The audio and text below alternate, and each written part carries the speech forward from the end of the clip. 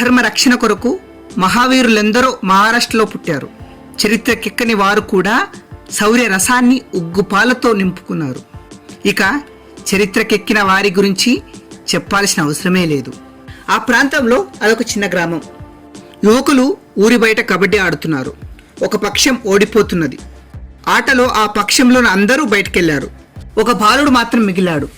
దీనికి కారణం ఎదుటి పక్షానికి నాయకుడైన ఆటగాడే. అతడు అందరినీ మట్టి గరిపించాడు. ఈ బాలును కూడా బయటికి పంపడానికి తానే వచ్చి కూత పట్టాడు. ఈ బాలునిలో పట్టుదల పెరిగింది. నాయకుణ్ణి వడిసిపట్టాడు. మిగిలిన వారు ఆ బాలుని ఉద్దేశించి, ఒరే గోవు, అతను మీ అన్నే కదరా, వదిలిపెట్టరా అన్నారు. అన్నైనా ఎవరైనా ఓడిపోవడానికి వీల్లేదు అంటూనే నాయకుణ్ణి ఆపేశాడు. ఆ తర్వాత ఒక్కొక్కరిని బతికించుకొని తన పక్షం గెలిచెట్టు చేయగలిగాడు. ఆ గోవు ఎవరో కాదండి, గోపాలకృష్ణ గోఖలేయే.